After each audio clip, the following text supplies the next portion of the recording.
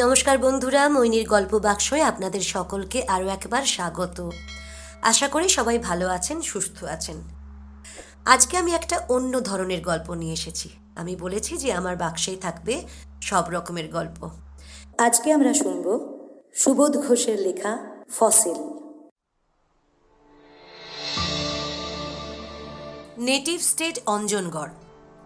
আয়তন কাঁটায় কাঁটায় 68.5 বর্গমাইল। তবুও native state. বাঘের বাচ্চা বাঘই। মহারাজা আছেন, ফৌজদার, সেরেস্তা, নাজারাত সব আছে। 1 কোটির ওপর মহারাজার উপাধি। তিনি ত্রিভুবনপতি, তিনি নগরপাল, ধর্মপাল এবং অরাতি দমন। 2 পুরুষ আগে এ রাজ্যে বিশুদ্ধ শাস্ত্রীয় প্রথায় অপরাধীকে শুলে চড়ানো হতো। এখন সেটা আর সম্ভব হয় না। তার বদলে শুধু ন্যাংটো করে মৌমাছি লেলিয়ে দেওয়া হয়। সাবেককালের কেল্লাটা যদিও লুপ্তশ্রী, তার পাথরের গাঁথনিটা আজও অটুট। কেল্লার ফটকে বুনো হাতির জীর্ণ কঙ্কালের মতো 2টো মূর্ছে পড়া কামান। তার নলের ভেতর পায়রার দল স্বচ্ছন্দে ডিম পাড়ে। তার ছায়ায় বসে ক্লান্ত কুকুরেরা ঝিমোয়। দফতরে দফতরে শুধু পাগড়ি আর তরবারির ঘটা। দেয়ালে দেয়ালে ঘুঁটের মতো তামা আর লোহার ঢাল। সচিব, সচিবোত্তম আর ন্যায়াধীশ, ফৌজদার, আমিন, কোতোয়াল আর সেরেস্তাদার। ক্ষত্রিয় আর মোগল এই 2 জাতের আমলাদের যৌথ প্রতিভার সাহায্যে রাজা প্রজারঞ্জন করেন। সেই অপূর্ব অদ্ভুত শাসনের ঝাঁঝে রাজ্যের অর্ধেক প্রজা সরে পড়েছে দূরে মরিশাসের চিনির কারখানায় কুলির কাজ নিয়ে। 68.5 বর্গমাইল অঞ্জনগড় শুধু ঘোড়া নিম আর ফণিমনসায় ছাওয়া রুক্ষ কাঁকরে মাটির ডাঙা আর ন্যাড়া ন্যাড়া পাহাড়। কুর্মি আর ভিলেরা 2 ক্রোশ দূরের পাহাড়ের গায়ে লুকানো জলকুণ্ড থেকে মোষের চামড়ার থলিতে জল ভরে আনে। জমিতে সেচ দেয়, ভুট্টা, জব আর জনার ফলায়। প্রত্যেক বছর স্টেটের তহসিল বিভাগ এবং ভিল ও কুর্মি প্রজাদের ভেতর একটা সংঘর্ষ বাধে। চাষিরা রাজভাণ্ডারের জন্য ফসল ছাড়তে চায় না, কিন্তু অর্ধেক ফসল দিতেই হবে। মহারাজার সুগঠিত পোলো টিম আছে। হয় শ্রেষ্ঠ শতাধিক ওয়েলারের হৃষ্যারবে রাজ আস্তাবল সতত মুখরিত। সিডনির নেটিভ এই দেবতুল্য জীবগুলির ওপর মহারাজার অপার ভক্তি। তাদের তো আর খোল ভুসি খাওয়ানো চলে না, ভুট্টা, জব, জনার চাই। তহসিলদার অগত্যা সেপাই ডাকে। রাজপুত বীরের বল্লম আর লাঠির মারে ক্ষাত্রবীর্যের স্ফুলিঙ্গ বৃষ্টি হয়। 1 ঘন্টার মধ্যে সব প্রতিবাদ স্তব্ধ, সব বিদ্রোহ প্রশমিত হয়ে যায়। পরাজিত ভিলেদের অপরিমেয় জঙ্গলি সহিষ্ণুতা ভেঙে পড়ে। তারা দলে দলে রাজ্য ছেড়ে গিয়ে ভর্তি হয় সোজা কোনো ধাঙড় রিক্রুটারের ক্যাম্পে। মেয়ে, মরদ, শিশু নিয়ে কেউ যায় নয়াদিল্লি, কেউ কলকাতা, কেউ শিলং। ভিলেরা ভুলেও আর ফিরে আসে না। শুধু নড়তে চায় না কুর্মি প্রজারা। এ রাজ্যে তাদের 7 পুরুষের বাস। ঘোড়া নিমের ছায়ায় ছায়ায় ছোট বড় এমন ঠান্ডা মাটির ডাঙা, কালমেঘ আর অনন্তমূলের চারার একটা ঝোপ শালসার মতো সুগন্ধ মাটিতে। তাদের যেন নারীর টানে বেঁধে রেখেছে। বেহায়ার মতো চাষ করে, বিদ্রোহ করে আর মারও খায়। ঋতুচক্রের মতো এই ত্রিদশার আবর্তনে তাদের দিন সন্ধে সমস্ত মুহূর্তগুলি ঘুরপাক খায়। এদিক ওদিক হবার উপায় নেই। তবে অঞ্জনগড় থেকে দয়া ধর্ম একেবারে নির্বাসিত নয়। প্রতি রবিবারে কেল্লার সামনে সুপ্রশস্ত চবুতরায় 1000-এর ওপর দুস্থ জমায়েত হয়। দরবার থেকে বিতরণ করা হয় চিড়ে আর গুড়। সংক্রান্তির দিনে মহারাজা গায়ে আলপনা আঁকা হাতির পিঠে চড়ে জলুস নিয়ে পথে বার হন প্রজাদের আশীর্বাদ করতে। তার জন্মদিনে কেল্লার আঙিনায় রামলীলা গান হয়, প্রজারা নিমন্ত্রণ পায়। তবে অতিরিক্ত ক্ষত্রিয়ত্বের প্রকোপে যা হয়, সব ব্যাপারেই লাঠি। যেখানে জনতা আর জয়ধ্বনি সেখানে লাঠি চলবেই, আর দু চারটে অভাগার মাথা ফাটাবেই। চিড়ে আশীর্বাদ বা রামলীলা সবই লাঠির সহযোগে পরিবেশন করা হয়। প্রজারা সেইভাবেই উপভোগ করতে অভ্যস্ত। লাঠিতন্ত্রের দাপটে স্টেটের শাসন, আদায় উসুল আর তশিল চলছিল বটে, কিন্তু যেটুকু হচ্ছিল তাতে গদির গৌরব টিকিয়ে রাখা যায় না। নরেন্দ্র মণ্ডলের চাঁদা আর পোলো টিমের খরচ, রাজবাড়ির বাপের কালের সিন্দুকের রূপোর আর সোনার গদিতে ক্রমে ক্রমে হাত পড়ল। অঞ্জনগড়ের এই অদৃষ্টের সন্ধিক্ষণে দরবারের ল এজেন্টের পদে আনানো হলো একজন ইংরেজি আইননবিশ। আমাদের মুখার্জি এলো ল এজেন্ট হয়ে। মুখার্জির চওড়া বুক যেমন পোলো ম্যাচে, তেমনি স্টেটের কাজে অচিরে মহারাজার বড় সহায় হয়ে দাঁড়ালো। ক্রমে মুখার্জি হয়ে উঠল ডি ফ্যাক্টো সচিবোত্তম, আর সচিবোত্তম রইলেন শুধু সই করতে। আমাদের মুখার্জি আদর্শবাদী। ছেলেবেলার ইতিহাস পড়া মার্কিনী ডেমোক্রেসির স্বপ্নটা আজও তার চিন্তার পাকে পাকে জড়িয়ে আছে। বয়সে অপ্রবীণ হলেও সে অত্যন্ত শান্ত বুদ্ধি। সে বিশ্বাস করে যে সৎ সাহসী সে কখনো পরাজিত হয় না, যে কল্যাণকৃত তার কখনো দুর্গতি হতে পারে না। মুখার্জি তার প্রতিভার প্রতিটি পরমাণু উজাড় করে দিল স্টেটের উন্নতি সাধনায়। অঞ্জনগড়ের আবাল বৃদ্ধ চিনে ফেলল তাদের এজেন্ট সাহেবকে। একদিকে যেমন কড়া, অন্যদিকে তেমন হামদরদ। প্রজারা ভয় পায়, ভক্তিও করে। মুখার্জির নির্দেশে বন্ধ হলো লাঠিবাজি। সমস্ত দফতর চুলচেরা অডিট করে তোলপাড় করে তুলল। স্টেটের জরিপ হলো নতুন করে, সেন্সাস নেওয়া হলো। এমনকি মরচে পড়া কামান দুটোকেও পালিশ করে চকচকে করে ফেলা হলো। ল এজেন্ট মুখার্জি একদিন আবিষ্কার করল অঞ্জনগড়ের অন্তভৌম সম্পদ। রত্নগর্ভ অঞ্জনগড় তার গ্রানিটে গড়া পাঁজরের ভাঁজে ভাঁজে অভ্র আর অ্যাসবেস্টাসের স্তূপ। কলকাতার মার্চেন্টদের ডাকিয়ে ওই কাঁকড়ে মাটির ডাঙাগুলি লাখ লাখ টাকায় ইজারা করিয়ে দিল।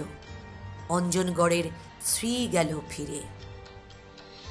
আজ কেল্লার একপাশে গড়ে উঠেছে সুবিরাট গোয়ালিয়ারি স্টাইলের প্যালেস। মার্বেল, মোজাইক, কংক্রিট আর ভেনিশিয়ান সার্সির বিচিত্র পরিসজ্জা। সরকারি গ্যারাজে দামি দামি জার্মান লিমুজিন, সিডান আর টুরার। আস্তাবলে নতুন আমদানি আইরিশ পনির অবিরাম লাথালাথি।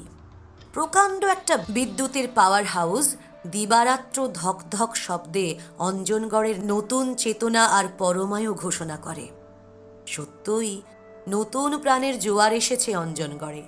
মার্চেন্টরা একজোট হয়ে প্রতিষ্ঠা করেছে মাইনিং সিন্ডিকেট। খনি অঞ্চলে ধীরে গড়ে উঠেছে খোয়া বাঁধানো বড় বড় সড়ক, কুলির ধাওড়া, পাম্প বসানো ইদারা, ক্লাব, বাংলো, কেয়ারি করা ফুলের বাগিচা আর জিমখানা। কুর্মী কুলিরা দলে দলে ধাওড়া জাঁকিয়ে বসেছে। নগদ মজুরি পায়, মুরগি বলি দেয়, হাঁড়িয়া খায়, আর নিত্য সন্ধ্যায় মাদল ঢোলক পিটিয়ে খনি অঞ্চলে সরগরম করে। মহারাজা এইবার প্ল্যান আঁটছেন। দুটো নতুন পোলো গ্রাউন্ড তৈরি করতে হবে। আরও 11 বিঘা জমি যোগ করে প্যালেসের বাগানটাকে বাড়াতে হবে। নহবতের জন্য একজন মাইনে করা ইটালিয়ান ব্যান্ডমাস্টার হলেই ভালো। অঞ্জনগড়ের মানচিত্রটা টেবিলের ওপর ছড়িয়ে মুখার্জি বিভোর হয়ে ভাবে তার ইরিগেশন স্কিমটার কথা। উত্তর থেকে দক্ষিণ সমান্তরাল 10টা ক্যানাল, মাঝে মাঝে খিলান করা কড়া গাঁথনির স্লুস বসানো বড় বড় ডাম।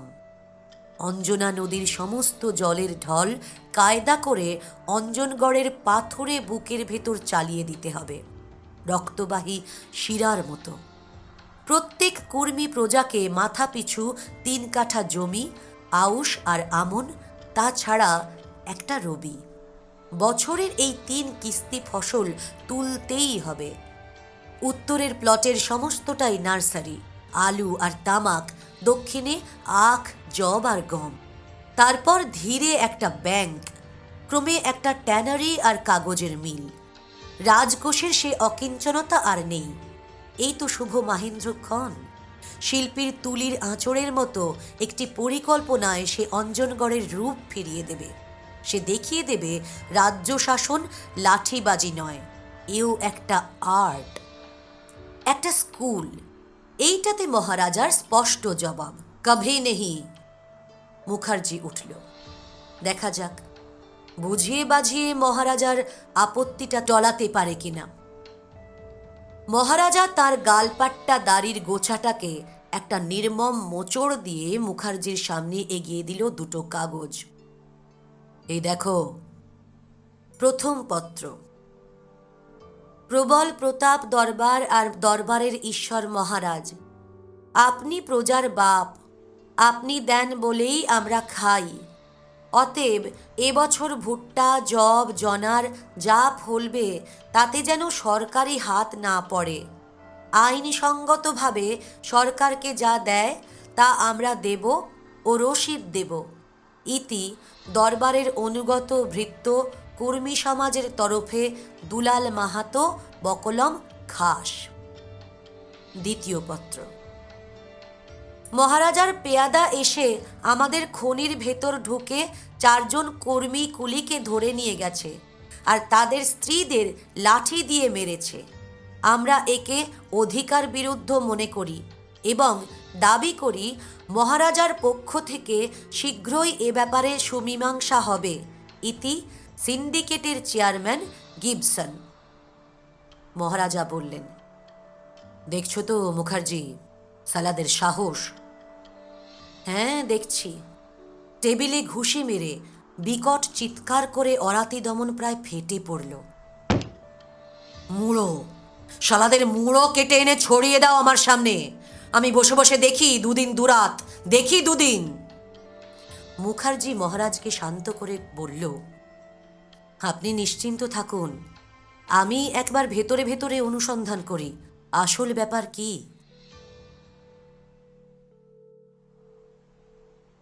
বৃদ্ধ দুলাল মাহাতো বহুদিন পরে মরিশাস থেকে অঞ্জনগড়ে ফিরেছে। বাকি জীবনটা উপভোগ করার জন্যে সঙ্গে নগদ 7টি টাকা এবং বুক ভরা হাঁপানি নিয়ে ফিরেছে।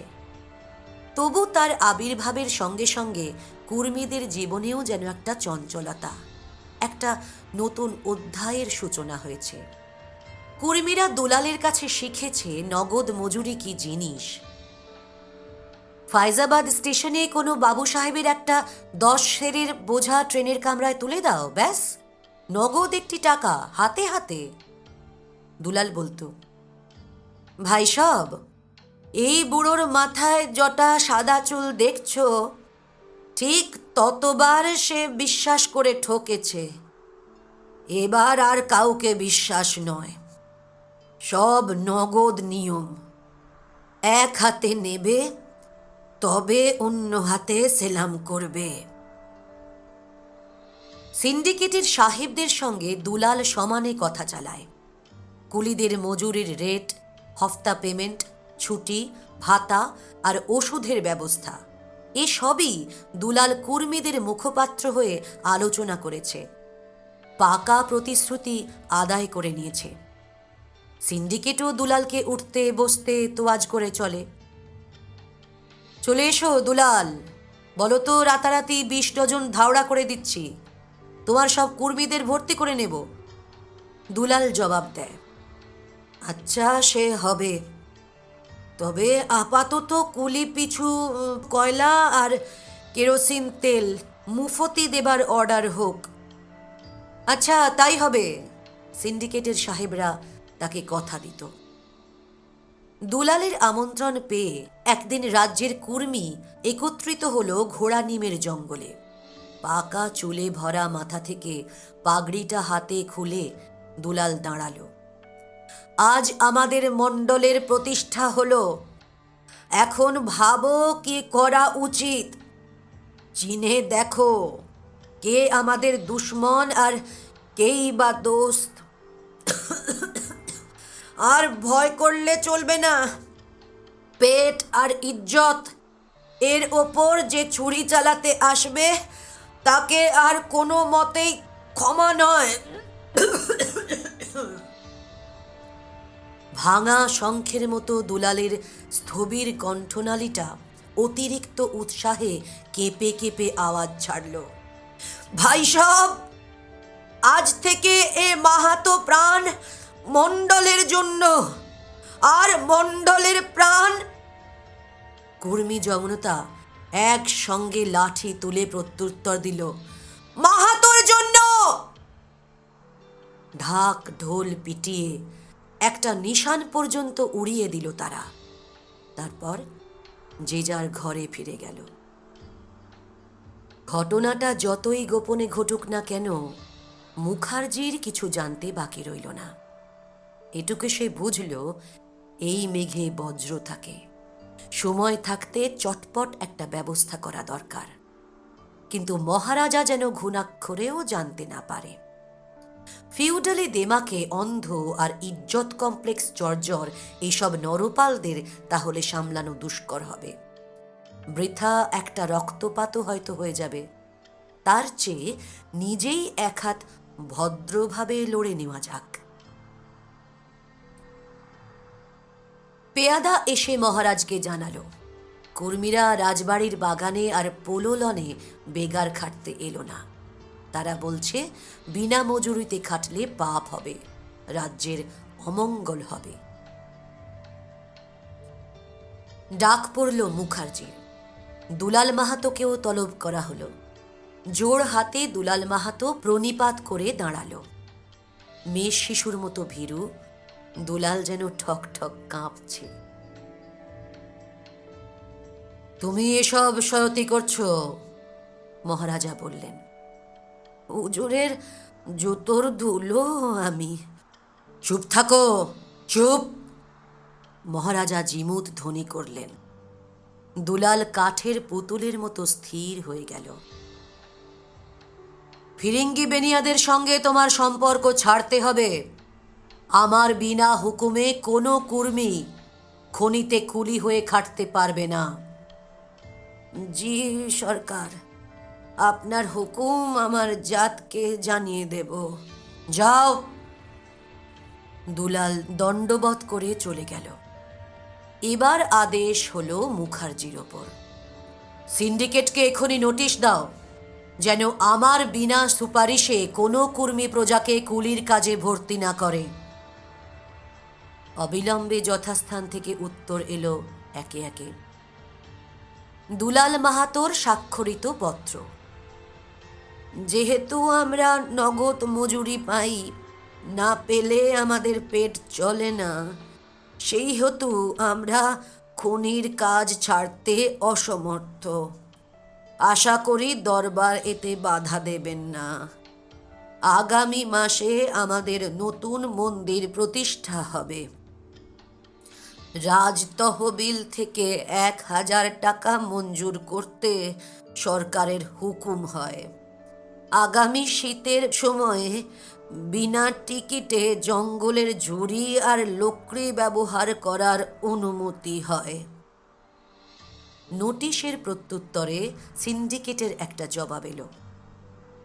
মহারাজার সঙ্গে কোনো নতুন শর্তে চুক্তিবদ্ধ হতে আমরা রাজি আছি, তবে আজ নয়, বর্তমান চুক্তির মেয়াদ যখন ফুরবে 99 বছর পরে। কিরকম বুঝছো মুখার্জি? অগত্যা দেখছি ফৌজদারকেই ডাকতে হয়। জিজ্ঞাসা করি, খাল কাটার স্বপ্নটা ছেড়ে দিয়ে এখন আমার ইজ্জতের কথাটা একবার ভাববে কিনা? মহারাজা আস্তে আস্তে বললেন বটে, কিন্তু চোখ মুখের চেহারা থেকে বোঝা গেল রুদ্ধ একটা আক্রোশ শত ফনা বিস্তার করে তার মনের ভেতর ছটফট করছে। মুখার্জি সবিনয়ে নিবেদন করল, মন খারাপ করবেন না সরকার, আমাকে সময় দিন, সব গুছিয়ে আনছি আমি। মুখার্জি বুঝেছে দুলালের এই দুঃসাহসের প্রেরণা যোগাচ্ছে কারা। সিন্ডিকেটের দুষ্ট উৎসাহেই কর্মী সমাজের নাচানাচি।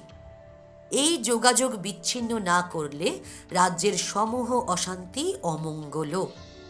কিন্তু কি করা যায়? দুলাল বাহাদুর কুঁড়ে ঘরের কাছে মুখার্জি এসে দাঁড়ালো। ব্যস্তভাবে দুলাল বেরিয়ে এসে একটা চৌকি এনে মুখার্জিকে বসতে দিল। মাথার পাগড়িটা খুলে মুখার্জির পায়ের কাছে রেখে দুলালও বসলো মাটির ওপর। মুখার্জি এক এক করে তাকে সব বুঝিয়ে শেষে বড় অভিমানে ভেঙে পড়ল। কি করছো মাহাতো? দরবারের ছেলে তোমরা। কখনো ছেলে দোষ করে, কখনো পাপ করে, তাই বলে পরকে ডেকে কেউ ঘরের ইজ্জত নষ্ট করে না। সিন্ডিকেট আজ না হয় তোমাদের ভালো খাওয়াচ্ছে, কিন্তু কাল যখন তার কাজ ফুরোবে তখন তোমাদের দিকে ফিরেও তাকাবে না। এই দরবারই তখন দুমুঠো চিড়ে দিয়ে তোমাদের বাঁচাবে। মুখার্জির পায়ে হাত রেখে দুলাল বলল, কসম এজেন্ট বাবা, তোমার কথা রাখবো। বাপের তুল্য মহারাজা, তার জন্য আমরা প্রাণ দিতে পারি। তবে এই দরখাস্তটি একটু জলদি জলদি যদি মঞ্জুর হয়। দ্বিতীয় প্রশ্ন বা উত্তরের অপেক্ষা না করে মুখার্জি দুলালের কুঁড়ে ঘর থেকে বেরিয়ে গেল। না, রোগে তো ধরেই ছিল অনেক দিন, এইবার দেখা দিয়েছে বিকারের লক্ষণ। স্নান, আহার আর পোশাক বদলাবার কথা মুখার্জিকে ভুলতে হলো আজ। এক টানা ড্রাইভ করে থামলো এসে সিন্ডিকেটের অফিসে। দেখুন মিস্টার গিবসন, রাজা প্রজা সম্পর্কের ভেতর দয়া করে হস্তক্ষেপ করবেন না। আপনাদের কারবারের সুখ সুবিধার জন্য দরবার তো পূর্ণ গ্যারান্টি দিয়েছে। গিবসন বলল, মিস্টার মুখার্জি, আমরা মানি মেকার নই, আমাদের একটা মিশনও আছে। নির্যাতিত মানুষের পক্ষ নিয়ে আমরা চিরকাল লড়ে এসেছি। দরকার থাকে তো আরও লড়ব। সব কর্মী প্রজাদের লোভ দেখিয়ে আপনারা কুলি করে ফেলছেন। স্টেটের এগ্রিকালচার তাহলে কি করে বাঁচে বলুন তো? ঝোঁকের মাথায় মুখার্জি তার ক্ষোভের আসল কারণটি ব্যক্ত করে ফেলল। এগ্রিকালচার না বাঁচুক, ওয়েলথ তো আছে, বাঁচছে, এটা অস্বীকার করতে পারেন কি? গিবসন বিদ্রুপের স্বরে উত্তর দেয়। তর্ক ছেড়ে কোঅপারেশনের কথা ভাবুন মিস্টার গিবসন। কুলি ভর্তির সময় দরবার থেকে একটু অনুমোদন করিয়ে নেবেন, এইমাত্র। মহারাজও খুশি হবেন এবং তাতে আপনাদেরও অন্যদিকে নিশ্চয়ই ভালোই হবে। Sorry mister Mukherjee. গিবসন বাঁকা হাসি হেসে চুরুট ধরাল। নিদারুণ বিরক্তিতে লাল হয়ে উঠল মুখার্জির কর্ণমূল। সজোরে চেয়ারটা ঠেলে দিয়ে সে অফিস ছেড়ে বেরিয়ে গেল। ম্যাককেনা এসে জিজ্ঞাসা করল, কি ব্যাপার হে গিবসন?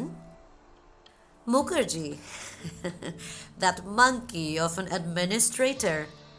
মুখের ওপরে শুনিয়ে দিয়েছি, কোনো টার্মই গ্রাহ্য করিনি। ঠিক করেছ। শুনেছ তো ওর ওই ইরিগেশন স্কিমটা? সময় থাকতে ভণ্ডুল করে দিতে হবে, নইলে সাংঘাতিক লেবারের অভাবে পড়তে হবে। কারবার এখন বাড়তির মুখে, খুব সাবধান থাকতে হবে। কোনো চিন্তা নেই, পোষা বিড়াল মাহাতো রয়েছে তো আমাদের হাতে, ওকে দিয়েই স্টেটের সব ডিজাইন ভণ্ডুল করে দেব। পরস্পর হাস্য বিনিময় করে ম্যাককেনা বলল, মাহাতো এসে বসে আছে বোধহয়, দেখি একবার। অফিসের একটা নিভৃত কামরায় মাহাতোকে নিয়ে গিয়ে গিবসন বলল, এই যে দরখাস্ত তৈরি, সব কথা লেখা আছে এতে, সই করে ফেলো, আজই দিল্লির ডাকে পাঠিয়ে দিই।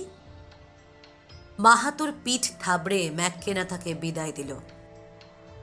ডারোমাত মাহাতো, আমরা আছি। যদি ভিটে মাটি উৎখাত করে তবে আমাদের ধাওড়া খোলা রয়েছে তোমাদের জন্য সব সময়।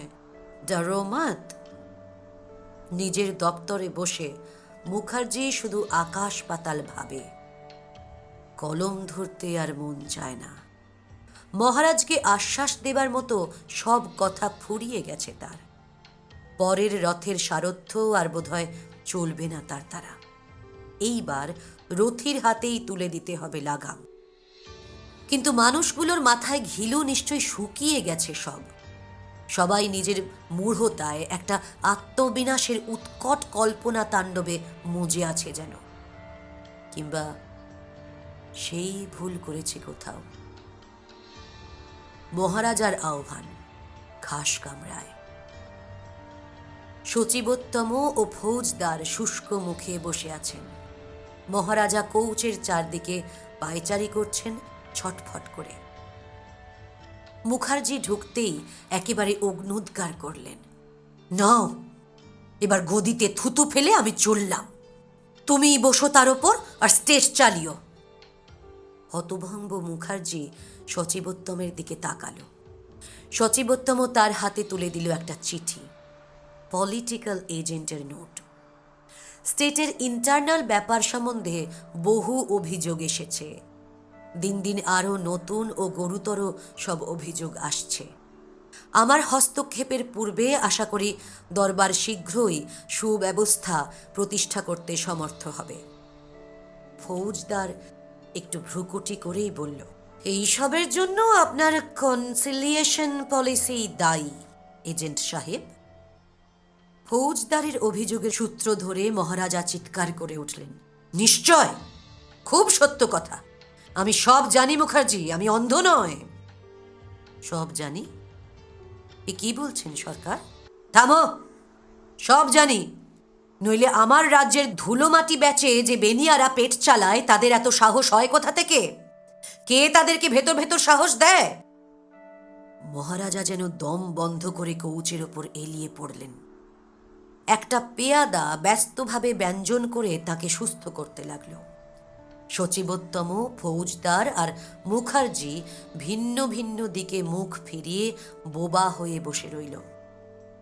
গলা ঝেড়ে নিয়ে মহারাজই আবার কথা পাড়ালেন, ফৌজদার সাহেব, এবার আপনি আমার ইজ্জত বাঁচান। সচিবোত্তম বলল, তাই হোক, কর্মীদের আপনি শায়েস্তা করুন ফৌজদার সাহেব, আর আমি সিন্ডিকেটকে একটা সিভিল সুটে ফাঁসাচ্ছি। চেষ্টা করলে কন্ট্রাক্টের মধ্যে এমন ফাঁক পাওয়া যাবে। মহারাজা মুখার্জির দিকে চকিতে তাকিয়ে মুখ ঘুরিয়ে নিলেন। কিন্তু মুখার্জি এর মধ্যে দেখে ফেলেছে মহারাজার চোখ ভেজা ভেজা, সিংহের চোখে জল। এর পেছনে কতখানি অন্তর্দাহ লুকিয়ে আছে তা স্বভাবত শশক হলেও মুখার্জি আন্দাজ করে নিল। সত্যি তো, এদিকটা তার এতদিন চোখে পড়েনি। তার ভুল হয়েছে। মহারাজার সামনে এগিয়ে গিয়ে সে শান্তভাবে তার শেষ কথাটা জানালো,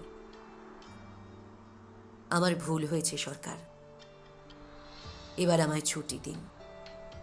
তবে আমায় যদি কখনো ডাকেন আমি আসবই। মহারাজা মুহূর্তের মধ্যে একেবারে নরম হয়ে গেলেন। না না মুখার্জি, কি যে বলো, তুমি আবার যাবে কোথায়? অনেকে অনেক কিছু বলেছে বটে, কিন্তু আমি তা বিশ্বাস করি না।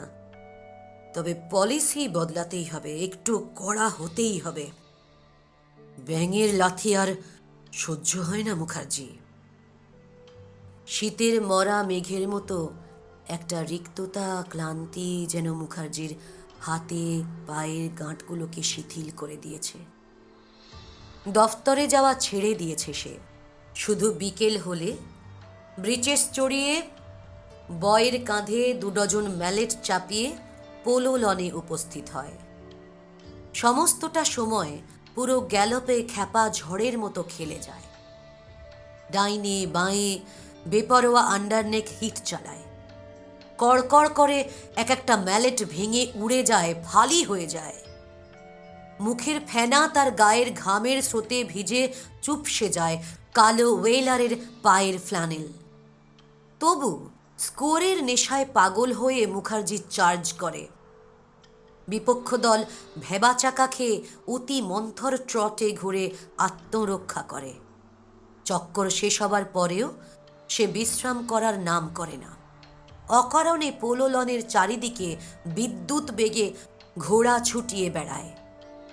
রেকাবে ভর দিয়ে মাঝে মাঝে চোখ বুজে দাঁড়িয়ে থাকে, বুক ভরে যেন স্পিড পান করে। খেলা শেষে মহারাজা অনুযোগ করেন, বড় রাফ খেলা খেলছো মুখার্জি। সেদিনও সন্ধ্যার আগে নিয়মিত সূর্যাস্ত হল অঞ্জনগড়ের পাহাড়ের আড়ালে। মহারাজা সাজগোজ করে লনে যাবার উদ্যোগ করছেন। পেয়াদা একটা খবর নিয়ে এলো, 14 নম্বরের পিঠে ধসেছে, এখনো ধসছে। 90 জন পুরুষ আর মেয়ে কুলি চাপা পড়েছে। মহারাজা গালপাট্টায় হাত বুলিয়ে উৎকট আনন্দে বিস্ফোরণে চেঁচিয়ে উঠলেন, অতি সুসংবাদ! এইবার দুশমন মুঠোর মধ্যে, নির্দয়ের মতো পিষে ফেলতে হবে এইবার। সচিবোত্তম কোথায়? শিগগির ডাকো। সচিবোত্তম এলেন, কিন্তু মরা কাতলা মাছের মতো দৃষ্টি তাঁর চোখে। বললেন, দুঃসংবাদ? কিসের দুঃসংবাদ? বিনা টিকিটে কুর্মীরা লোকড়ি কাটছিল, জঙ্গলের রেঞ্জার বাধা দেয়, তাতে রেঞ্জার আর গার্ডদের কুর্মীরা মেরে তাড়িয়ে দিয়েছে। তারপর মহারাজার চোয়াল দুটো কড়কড় করে বেজে উঠল।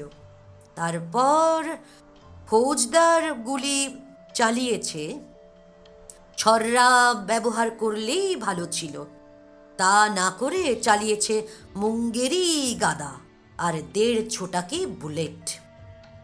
মরেছে 22 জন আর ঘায়েল 50-এর ওপর। ঘোড়া নিমাইয়ের জঙ্গলে সব লাশ এখন ছড়িয়ে পড়ে আছে। মহারাজা বিমূঢ় হয়ে খানিকক্ষণ দাঁড়িয়ে রইলেন। তার চোখের সামনে পলিটিক্যাল এজেন্টের হুঁশিয়ারির চিঠিটা যেন চকচকে সূচিমুখ বর্ষার ফলার মতো ভেসে বেড়াতে লাগল। খবরটা কি রাষ্ট্র হয়ে গেছে? অন্তত সিন্ডিকেট তো জেনে ফেলেছে, সচিবোত্তম উত্তর দিল। মুখার্জিকে ডাকলেন মহারাজা। এই তো ব্যাপার মুখার্জি, এবার তোমার বাঙালি ইলম দেখাও, একটা রাস্তা বাতলাও। একটু ভেবে নিয়ে মুখার্জি বলল, আর দেরি করবেন না, সব ছেড়ে দিয়ে মাহাতোকে আগে আটকান। 50 পেয়াদা সড়কি লাঠি লণ্ঠন নিয়ে অন্ধকারে দৌড়ল দুলালের ঘরের দিকে। মুখার্জি বলল, আমার শরীর ভালো নয় সরকার, কেমন গা বমি বমি করছে, আমি যাই। 14 নম্বরের পিঠ ধসেছে, মার্চেন্টরা দস্তুর মতো ঘাবড়ে গেল। 3য় সিমের ছাদটা ভালো করে টিম্বার করা ছিল না, তাতেই এই দুর্ঘটনা।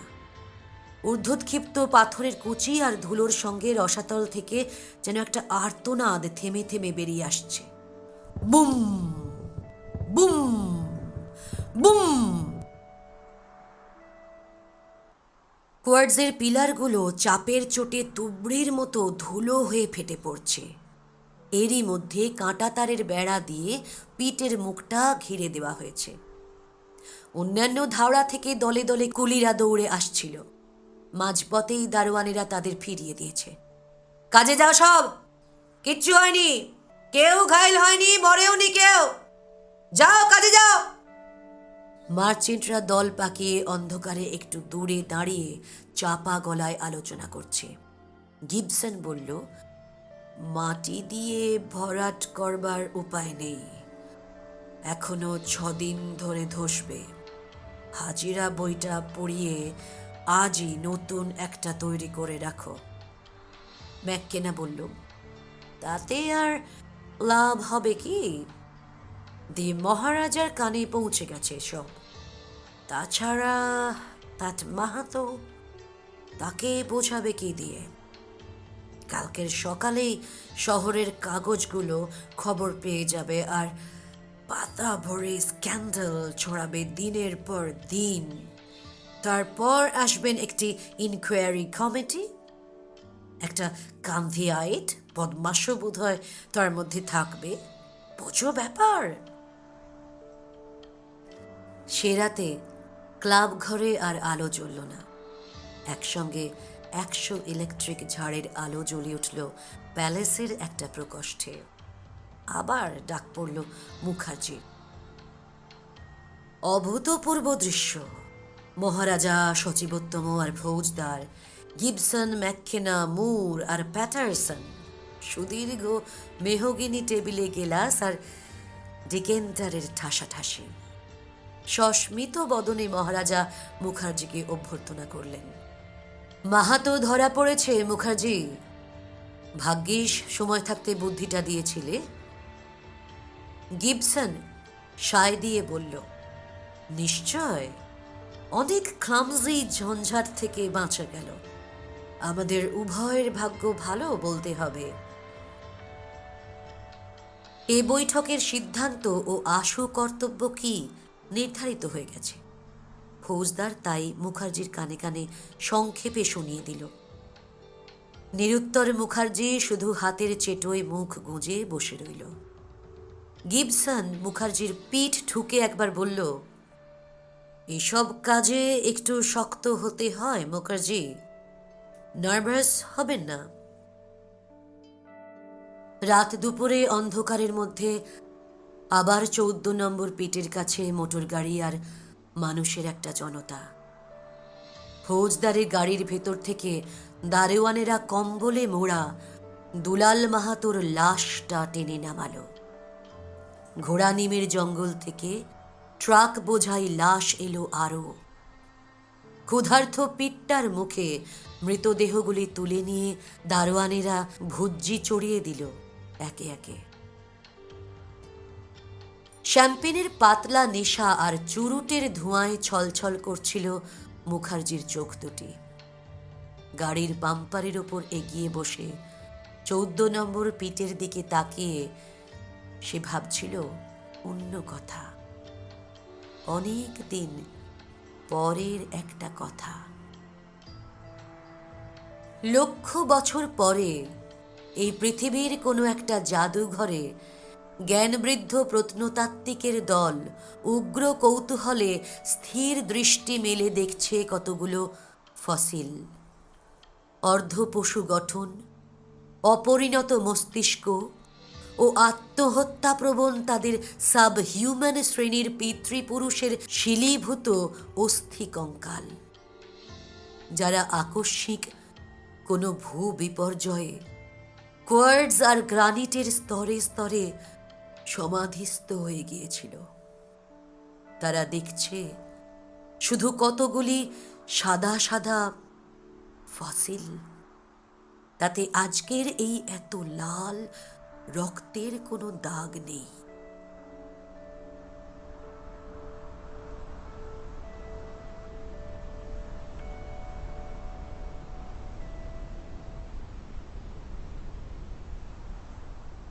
যদি আপনাদের আমাদের গল্প পছন্দ হয়ে থাকে, চ্যানেলটিকে এগিয়ে যেতে সাহায্য করুন।